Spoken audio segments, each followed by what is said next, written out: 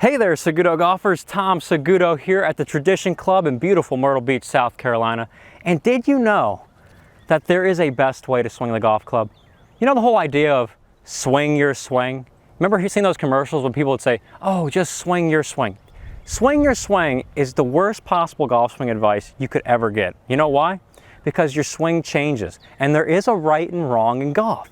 You just don't hear it. Everybody says, hey man, do what's best for you, man. It doesn't work. Why? Because if what's best for you is currently 30 handicap, you're going to be stuck at 30 handicap. How do players get better? They practice. They work on improving their swing. So I know for a fact that my swing at 13 looks something like this. So if I would have kept going on swing my swing and hacking over and chopping it, I would not be here talking to you on camera. But if swing your swing, you were born like a tour player, you magically born to do this, how many people are born to do that? Zero. And this is comforting because everything in golf is a trained skill. This is what you need to be a good golfer. You need to ditch swing your swing, and you need to start fitting yourself into what works. Here's what works. This is what's predictable. It works every time you do it. That's the beauty of having a system. You need to have consistent contact with the golf ball. How do I do that? How do I take a divot in front of the ball? You need to have a setup that produces one contact point. So I'm putting the weight forward. I'm keeping my arms straight. If I keep my arms straight and have the weight forward the whole time, I will take a divot on the front side of the golf ball. It has to happen. It's not an if, it's not a but, it's not a when. It's a will. Will happen. Will happen. Unless there's an earthquake or something, act of God that's going on, this will happen. Ball first, divot. Ball first, divot. Then the second thing you need to do to play great golf, you need to have plenty of power to play the golf course. So we start learning to get the club in a position that's powerful, which is the hands behind the trail shoulder, and then getting the club in a good downswing position, not chopping over the top. Remember, swing your swing that you're currently swinging right now. You've been swinging your swing as a 30 handicap, you're not getting anywhere. But it's comfortable advice. I know why people accept this advice, because it's easy. But good golf doesn't come easy. I have spent so much time working on my swing. Imagine all the hours Tiger Woods put in. Or insert tour player name here. They never just swung their swing. They were working on pieces of the swing till they got comfortable. So the second thing you work on is good backswing position. You've got to get the club in this position because it sets up a nice delivery into the ball. It gives you plenty of power because we're swinging on an angle. We're swinging the club inward. That's angular power. We're not going straight back and up and guessing. We're not having to drop the club. So I start swinging the club more in around my body instead of up and down. It produces a beautiful push draw, and it will do that time and time again. So what do we got? We got great contact because of the weight forward, the arms straight. We've got a beautiful baby draw with tons of power because the hands are in.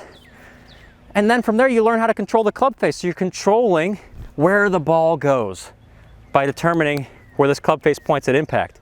We don't really have to worry too much about it because when you build these components up, you don't have to work on releasing the club so much.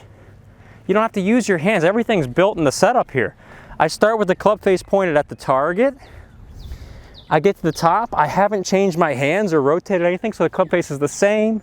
I bring it into impact, club face is the same. So if it's at impact and it's pointed at the target, it's going to my target. I don't have to think so much. So I'm just gonna get over it, keep the face square. There it is. It's going to the target that I'm seeing out there, straight as an arrow. These things work when you do them. But the false idea that you can just somehow swing your swing and play great golf, it's all nonsense. Because my first swing, let's break it down. Toe up in the first part of the takeaway, open face. Lift up your arms high. I'd turn my hips. I'd swing over. That's a slice every time. It will happen because that's how ball flight works. The path determines the curve. This path is going to cause a curve to the right. The face determines the start direction. Depending on where that is, it could just go ballooning off to the right. as it did often for me. It would start right with the open club face, it would go off to the right.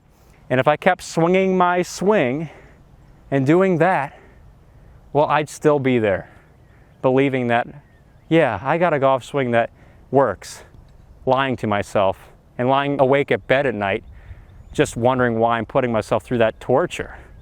So you've got to put work in on your swing to get results. Going from here, the old, I went toe up, so I changed that. Toe down, club face more at the ball, square club face. Changed the top of backswing. Hands more in, square club face. Easier to deliver the club back to the ball, downswing.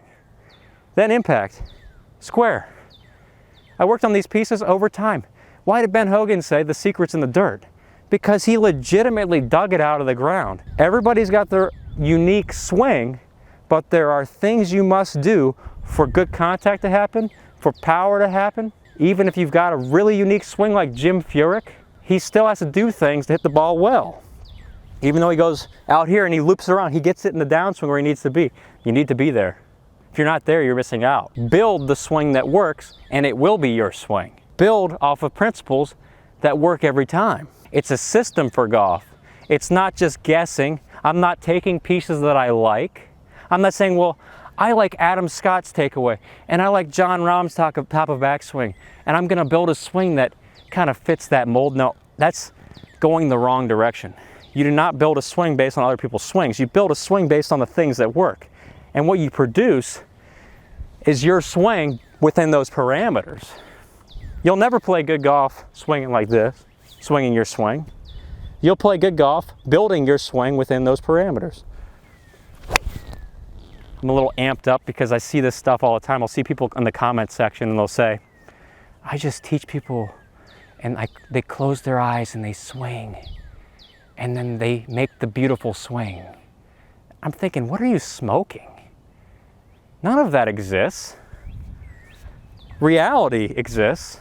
And I know for a fact nobody just closes their eyes when they first pick up a club and feels anything of a golf swing. I could feel anything. I'm uncomfortable if I'm a beginner, I've got my eyes closed and I've got a club in my hand, and somehow they make the ideal swing. No, it won't happen. I'm sorry to be a Nelly negative or whatever you want to call it, a Debbie Downer, but sometimes you just got to hear it straight up, that there's no quick fix in golf. There are things that can work quickly, but lasting quick fixes are harder to find. You got to dig it out of the ground if you want to play great golf. So don't swing your swing. Swing your swing within things that work. I'll see you next episode.